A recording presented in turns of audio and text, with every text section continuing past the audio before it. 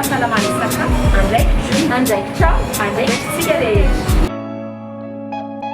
Tompoko lahy sy tompoko vavy, isika mpisehatra rehetra eo amin'ny fampandrosoana maritra ny tontolo ambanivohitra miady amin'ny tsy fanajarian-tsakafo eto Madagasikara. An-tapitrisany isan-taona nisan'ireo olona marary noho ny finanana sakafo ahitana otrikaretina noho ny tsy fitandremana amin'ny fahadiovana na noho ny singa simika tafahoatra ny fetra izay tsy tokony ioarana. Kanefa tsisy fanjarian-tsakafo raha tsy tanteraka ny fiantohana ara-pahasalamana ny sakafo. Koa izany no antony ankalazantsika anio ny andro maneran-tany ho an'ny fiantohana ara-pahasalamana ny sakafo, izay mitondra ny lohahevitra hoe sakafo ara-pahasalamana ho an'ny ho avy azo antoka. Tena zava-dehibe izany fiantohana ara-pahasalamana ny sakafo izany, indrindra amin'izao vaninandro sarotra izao izay ilantsika vatana tomady hiadiana amin'ny valanaretina sy tanjaka hoenti mamokatra ny filantsika ara-tsakafo. Andraikitra iaraha-manana ny fiantohana ara-pahasalamana ny sakafo. Manomboka eo amin'ny sehatra famokarana ny sakafo ho antsika isanandro izany, satria dia ny 20% malagasy dia miasa amin'ny fambolena, fiompiana ary ny jono, koa entanina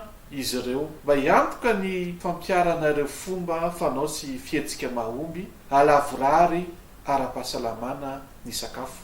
Eo amin'ny fanajana ny fenitry ny fahadiovana, ny fampiarana ireo teknika mpamokarana voahevitra sy nohatsaraina ary voarindra, ny fampiasana ireo akora simika voatily, voamarina ary nahazo fankatoavana avy amin'ny fanjakana, sady fanajana ny toromarika eo amin'ny fatran'izy ireny, ary ny fanajana ireo toromarika sy fepetra maro samihafa iarovana amin'ny volo, vokatra avy amin'ny biby ary ny hazan-drano ihany koa amin'ny otrikaretina na poizina samihafa. Tompoko lahy sy tompoko vavy, raha iaraha-manana hoy aho ny fampiakarana ny lenta ara-pahasalaman'ny sakafo vokaritsika ho an'ny tsena anatiny na ho an'ny tsena ivelany. Tsy ny mpamokatra irery ihany fa manana anjara andraikitra koa ireo mpisehatra rehetra amin'ny rojo-piarina na eo amin'ny fikirakarana sy fanodinana ny vokatra,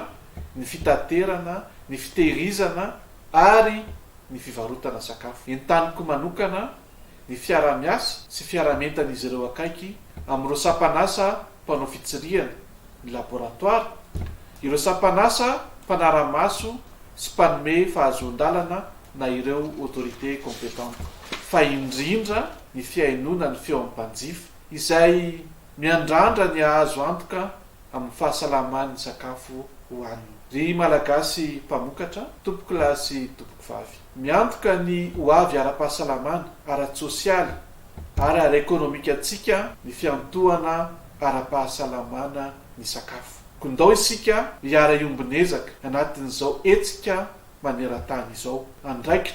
Andraikitrao, andraikitsika ny fisitrahan'ny malagasy sakafo ara-pahasalamana ho an'ny ho avy azo antoka ny sakafo.